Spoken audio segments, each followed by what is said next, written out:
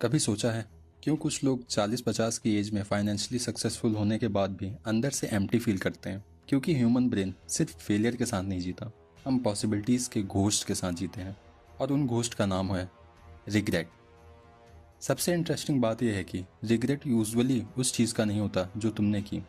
Regret ज़्यादातर उस चीज़ का होता है जो तुम कर सकते थे पर किया नहीं। और ऑनेस्टली ये वीडियो फेलियर के बारे में नहीं है, ये वीडियो हेजिटेशन के बारे में है। जब हम यंग होते हैं रिग्रेट ऑलमोस्ट इनविजिबल होता है। उस वक्त लगता है अभी तो पूरी लाइफ पड़ी है, और इसी इल्यूजन की वजह से लोग कितने ही साल वेस्ट कर देते हैं। साइकोलॉजी में एक कॉन्सेप्ट है प्रेजेंट बायस।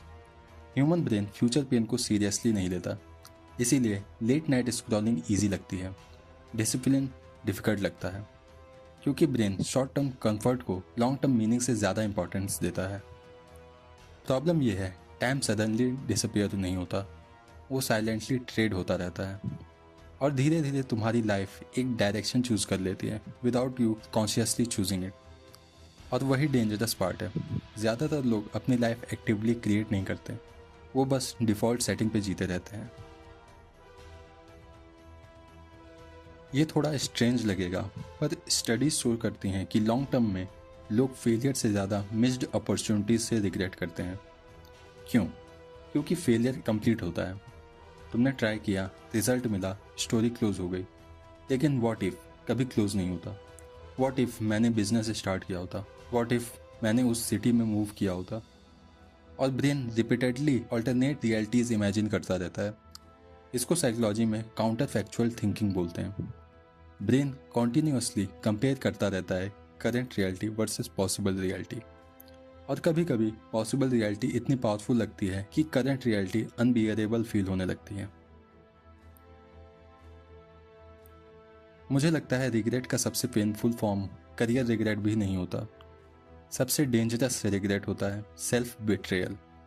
जब तुम्हें अंदर से पता होता है कि तुम और कैपेबल थे, तुम और डिसिप्लिन्ड हो सकते थे, तुम और ऑनेस्ट हो सकते थे, तुमने खुद को अंडर एस्टिमेट किया, और सालों बाद जब तुम किसी और को वही काम करते देखते हो जो तुम करना चाहते थे, अंदर कुछ टूट सा जाता है।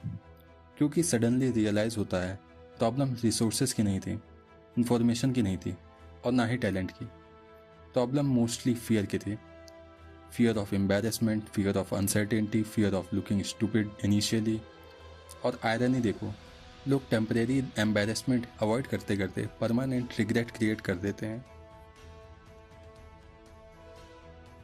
एक और इंटरेस्टिंग चीज़ है, कभी नोटिस करना, society usually safe decision reward करती दिखती है।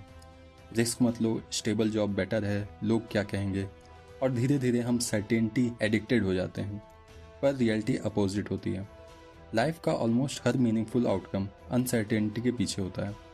Good relationship, creative work, business, art, purpose, growth, सब अनसर्टेन होते हैं इनिशियली। इसलिए कंफर्टेबल लाइफ और मीनिंगफुल लाइफ बहुत बार सेम चीज़ नहीं होती। लेकिन रिग्रेट सिर्फ नेगेटिव इमोशन नहीं है। अगर ऑनेस्टली देखो तो रिग्रेट एक सिग्नल है, तुम्हारे अंदर अभी भी अनरियलाइज्ड पोटेंशियल बचा हुआ है। डेड ड्रीम्स रिग्रेट क्रिएट नहीं करते, लिविंग पॉसिबिलिटीज रिग्रेट क्रिएट करते हैं। इसलिए कुछ लोग 60 की एज में भी सडनली बिजनेस स्टार्ट कर देते हैं, कुछ लोग जिम ज्वाइन करते हैं, कुछ लोग राइटिंग स्टार्ट करते हैं, कुछ लोग फाइनली ऑनेस्ट कन्वर्सेशन करते हैं। क्योंकि एक पॉइंट के बाद pain of staying same pain of change से बड़ा हो जाता है। और शायद अडल्टहुड का रियल ट्रांजिशन भी वही है, जब इंसान कंफर्ट से ज़्यादा क्लैरिटी वैल्यू करना स्टार्ट करता है। सच बोलो तो ज़्यादातर लोगों का लाइफ डिस्ट्रॉय करने के लिए कोई मैसिव ट्रेजेडी नहीं चाहिए होती, बस रिपीटेड स्मॉल अवॉइडेंस इनफ होते हैं। और ईयर्स लेटर्स वो सब टाइनी अवॉइडेंस मिलके एक कम्प्लीटली डिफरेंट टाइप बना देते हैं। इसीलिए डिसिप्लिन इंपॉर्टेंट है, not because hustle culture cool है, but because disciplined actions future regret reduce करते हैं। डिसिप्लिन एक्चुअली सेल्फ रिस्पेक्ट का फॉर्म है। Imagine 10 years future version of you is standing in front of your today's version. वो तुमसे सिर्फ एक question पूछ रहा है, तुम्हें पता था कि टाइम लिमिटेड है, फिर तुमने इतना वेट क्यों किया? और ऑनेस्टली शायद लाइफ का गोल परफेक्ट बनना नहीं है, शायद गोल बस इतना है कि फ्यूचर में खुद को देख कर ये ना कहना पड़े काश मैंने ट्राई किया होता।